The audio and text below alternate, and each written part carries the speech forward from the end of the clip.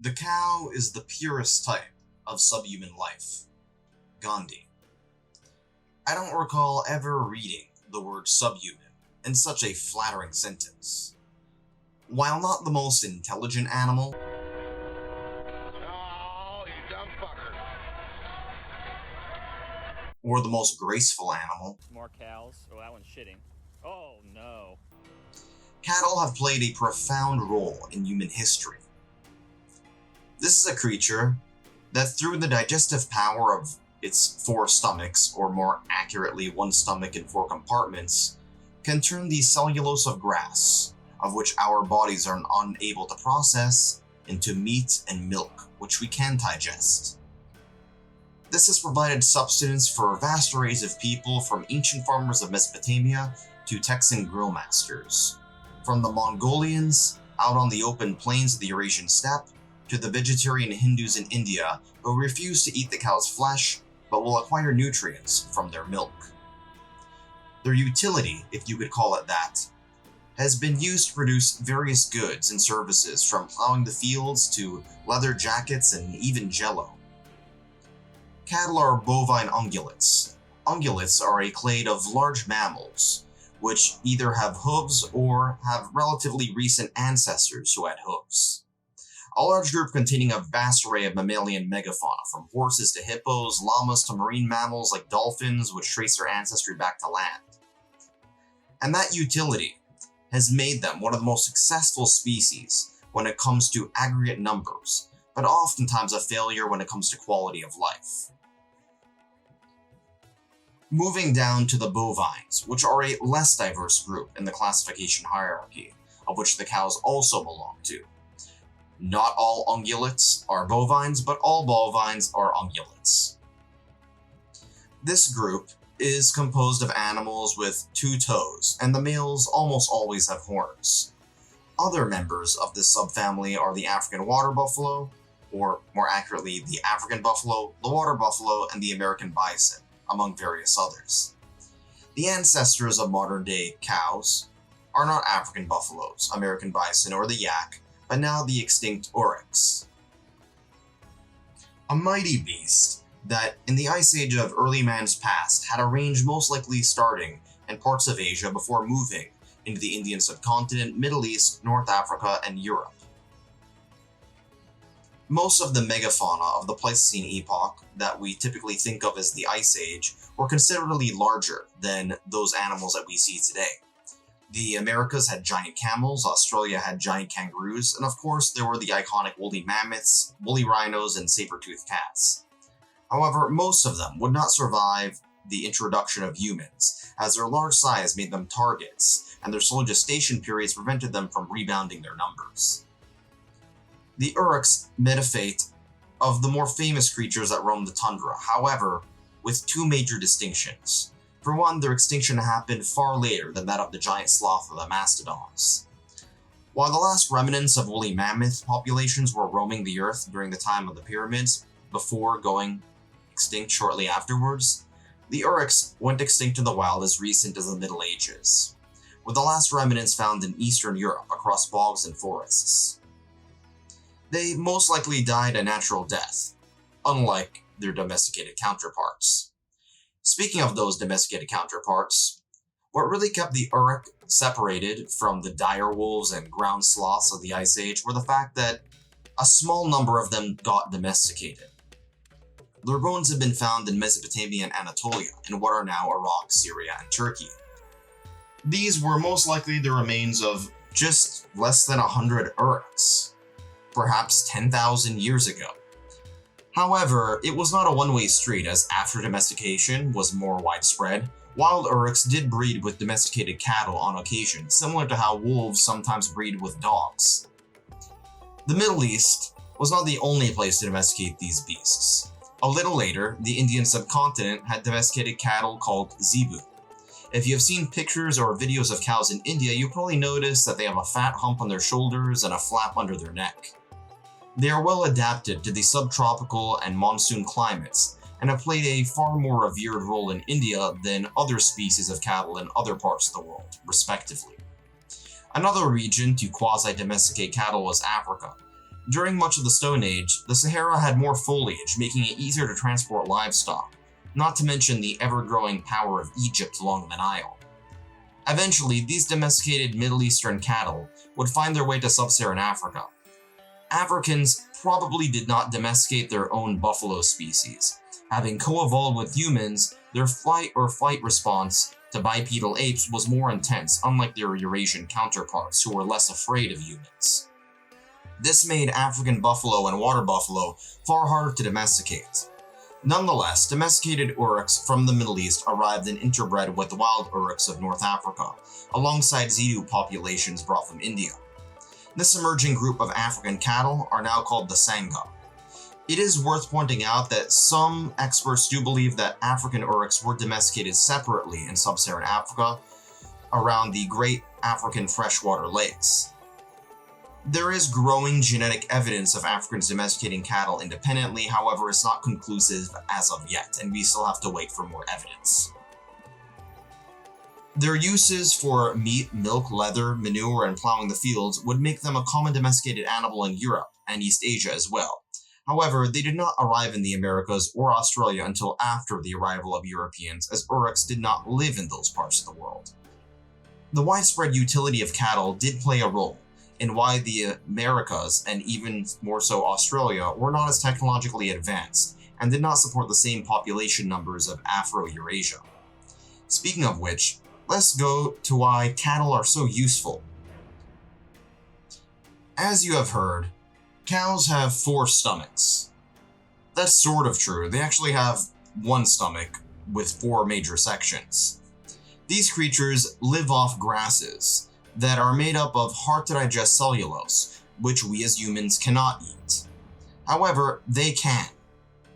They have to regurgitate their food called chud, which is kind of like re-chewing their partial vomit.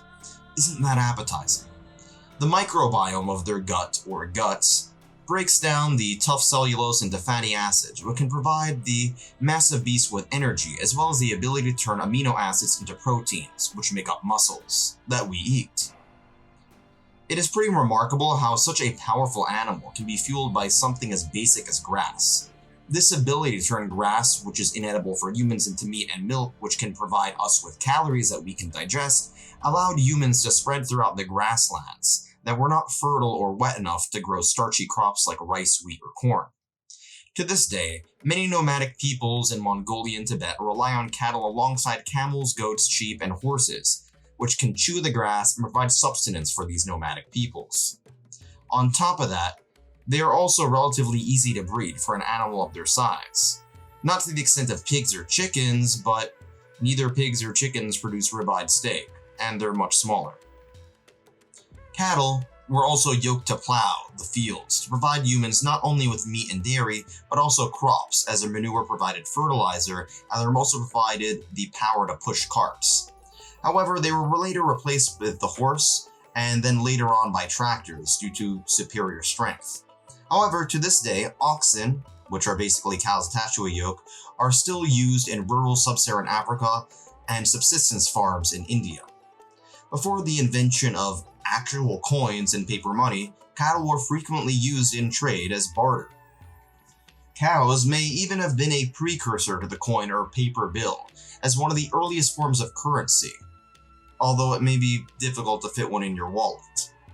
And in death, after the flesh was consumed, the skin could be used for hides, providing protection from the rain while retaining some heat in modestly cool temperatures.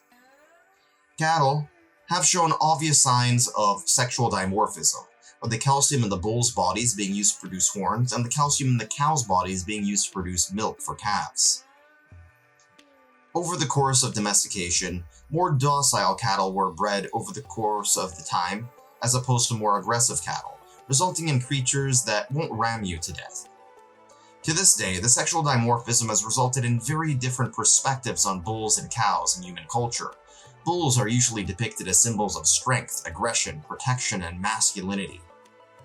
This can be seen in various cultures, such as the Minoans of ancient Crete, the predecessor to ancient Greek civilization, all the way to the modern-day, very controversial practice of bullfighting in Spain and other Hispanic nations. However, even in those countries, popularity of bullfighting has declined in some parts of Spain, and it's even been banned in certain regions. Football and Xbox tend to be more interesting to watch, and they're not quite as weird as a flamboyant genderqueer macho manlet trying to kill a bull that has already been speared. In Spain, there's even been an event at the city of Pamplona called the Running of the Bulls, when a bunch of dumb drunk tourists get the chance to use bullhorns as the butt plug. To this day, bulls are the national animal of Spain, and a symbol of the Spaniards' strength, machismo, and resilience. Cows, on the other hand, play a more feminine motherly role when it comes to their depictions in human culture, which makes sense since they nurture their young and provide milk not only for their calves but also humans. Adult humans don't need dairy. However, to pastoral nomads, milk, as well as the products you can make from it, provided them with subsistence across the plains alongside goats and sheep. You can even see the prevalence of lactose intolerance among populations like Han Chinese people, where pastoralism was not as common as, say, it was in Mongolia. In ancient Egypt, one of the most iconic goddesses, Hathor, along with others like Nut and Neith, were oftentimes depicted with the head or body of a cow, resembling femininity, fertility, and motherhood. Norse mythology also depicts the supernatural mother cow, letting the ancestor of the giants feed off of her udder. I personally would not recommend sucking milk straight from the cow's tits, though. We'll get to that when we move on to pasteurization. The region most well known for the popularity of the cow is, of course, India. The Zebu cattle are considered sacred in Hinduism. Hinduism, as well as offshoots like Buddhism and Jainism, tend to be far less centered around humans than Abrahamic religions like Christianity and Islam. Humans in Hinduism are seen as part of a wider cosmic cycle connected with beasts more so than completely above them. This is not to say that there are no hierarchies in Hinduism because, hello, the caste system, but it does mean that Hinduism tends to place more importance on animal welfare than, say, Judaism or Christianity or Islam do. For this reason, Indians consume far less meat than nearly any other part of the world, as there are far more vegetarians there than anywhere else. Veganism, however, is not as common, as most Hindus don't have any problem with consuming milk, cooking with ghee or clarified butter, or eating paneer cheese, as it doesn't involve killing the animal. To this day, veganism is by and large a product of the developed world. However, vegetarianism is not. Many Hindus, however, do eat meat, but when they eat meat, it tends to be from, let's just say, chickens and sheep, which are not quite as holy. Because cows are considered sacred symbols of Hinduism and maternity, beef is rarely consumed in India, at least not by the Hindu majority.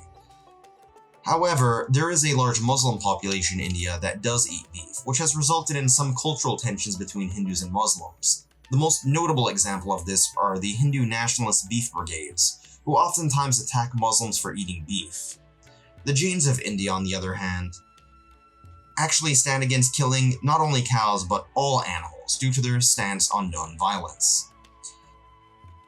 Many Buddhists also prohibit eating beef and in some cases all meat. However, those in Mongolia and Tibet oftentimes will eat beef and other forms of meat due to their alpine and desert climates, which make it very difficult to subside off of a vegetarian diet given how hard it is to grow crops there. However, with modernization and urbanization and the growing influence of capitalism, you do see a resurgence of vegetarianism in commercial urban areas. Cattle have also played a role in Abrahamic religions to a lesser extent, with the most notable example being the golden calf from the book of Exodus, being a tale of the God of Israel rejecting false idols and drunken orgies. To this day, Jews and Muslims have dietary methods of preparing food, including beef, through kosher and halal respectively. As history went on, cattle set foot in new worlds, grazing easily across the grasslands of what are now the Great Plains of North America, providing the livelihood and iconography of the vaqueros and cowboys of Mexico, the US, and Canada. On the other side of the Americas, cattle ranching also became huge in southern Brazil, Uruguay, and Argentina, leading to the gauchos. To this day, the US and Brazil are the largest producers of beef in the world. Cattle would also be the mainstay of Australian and New Zealand agriculture. Granted, In New Zealand, they would later be outpaced by sheep. However, modern-day farming has proven to be controversial. For one, there is a threat of zoonotic diseases like anthrax and E. coli, alongside numerous others that the peoples of Afro-Eurasia had built up immunity to over the course of countless generations, something that the indigenous peoples of the Americas, Australia, and the Pacific did not have. Anthrax was later used as a bioweapon, and there is still no specific cure for certain strains of E. coli. Nonetheless, cows did help us produce the vaccine. Cowpox was a disease most promptly shown on the udders of cows, which produce blisters, similar to what smallpox does but far less dangerous. During the late 1700s, Dr. Edward Jenner, one of the most important people to walk the earth that you have probably never heard of, had developed a vaccine for smallpox by subjecting the patient to small amounts of a weakened version of the pathogen in order to produce antibodies. This would play a pivotal role in the foundation for the smallpox vaccine, saving the lives of millions. Several decades after the cowpox vaccine would emerge, Louis Pasteur showed that you could make the consumption of milk and other foods far safer by subjecting them to heat, mild heat, to kill off bacteria, fungi, and parasites. Before this point, raw milk was pretty dangerous, as it spoils easily and can give you foodborne illnesses like salmonella and listeria. To this day, milk can be safely consumed, both on its own and in countless recipes across diets around the world, albeit less common in some cultures such as those in East Asia. And while it is true that all mammals produce milk to feed their babies, cows are large enough in number, productive in the amount of milk they produce, to make cow milk economically viable. This is the reason why, say, camel milk, while sometimes bought at high-end supermarkets, is not widely consumed unless you like burning money for no reason. Cows are also docile, as it would be a lot harder to milk a lioness and still stay alive. However, I'm still waiting on some entrepreneur to find a way to milk a whale and produce cheese out of it. Speaking of cheese, in some cultures, namely in Europe and its offshoots, and to a lesser extent India and the Middle East, humans use milk to produce cheese by getting the milk protein casein to coagulate into a solid, known as cheese curds. The acidity of milk and its enzymes in the microbiome, allowed the casein to form cheese curds.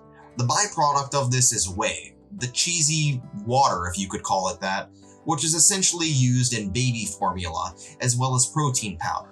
Yup, it's used by everybody from infants to bodybuilders. Going back to the curds, and not the ethnic group, I'm talking about the cheese. Unlike milk, cheese usually has a much higher shelf life, a much longer shelf life, I should say, and that is very useful in parts of the world like Europe, where the climate is cooler, you can store things more easily, and you need to store things over the winter time given how cold the winter can get.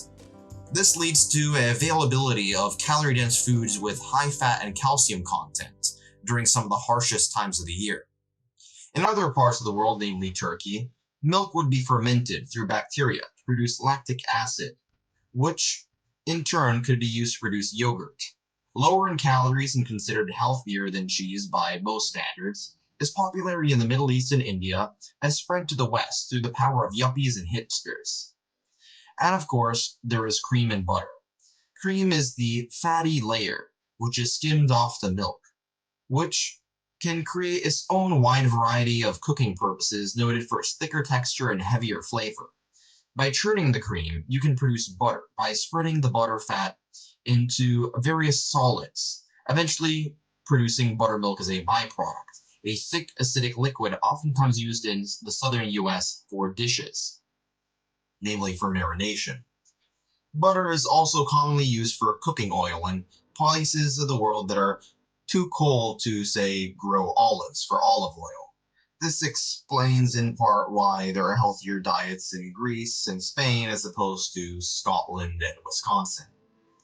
However, some warm parts of the world, like India, use ghee or clarified butter by melting the butter and separating the milk solids.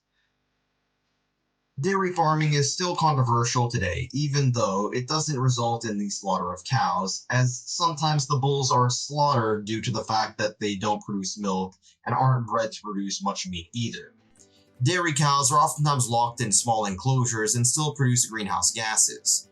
For these reasons, we have seen alternatives like almond milk and soy milk, which, contrary to what internet memes will tell you, contains plant estrogen, not animal estrogen. So if you're an alpha male watching this, keep in mind that you won't get man boobs from drinking soy. Meat production is still far more controversial for obvious reasons, given not only the biohazards and living conditions, but also the greenhouse gases. Oh yeah, and I forgot to mention they get killed in the process. Beef tends to be less healthy than poultry and seafood for a variety of complex reasons which deserve its own video. Beef is also not particularly efficient for getting protein given the amount of food they eat compared to the 40% of their bodies that can be consumed, as opposed to, say, a cricket in which 80% of its body can be consumed, let alone the fact that Westerners tend to not eat organ meat nowadays. Nonetheless, those grazing on open pastures live far better lives. These cattle eat grass, which their digestive systems are far more accustomed to than, say, corn, that are oftentimes fed in a factory farm. The high corn diet at some of these large-scale commercial farms has also led to cows farting and burping a lot, which has created a massive fart fest and burp bonanza that has then resulted in a great deal of methane into the atmosphere, which is far more detrimental to climate change than, say, CO2. Furthermore, cattle ranching in Brazil is one of the most massive contributors to deforestation. I'm not here to convince you of what your diet should be. That's your choice. I'm just stating the facts. Noting these environmental, ethical, and economic concerns, many have promoted the idea of reducing beef consumption and production, a difficult task given the rise of people entering the middle class around the world. Granted, veggie burgers and many other meat substitutes have started to taste more like beef and less like, say, sawdust in the past 5 years. There's also been the growing development of lab-grown meat, but this is still a long ways away. This would result in a lot of people losing their livelihoods in the short run through creative destruction, but would also lead to far less ecological destruction, animal suffering, and would also create a great deal of new job opportunities that would come along with emerging technology and economic growth. Given how important cows have been in developing human technology, in the most part without even being smart enough to realize it, perhaps in a handful of decades, it will be time to use that technology to liberate the oxen of their yokes.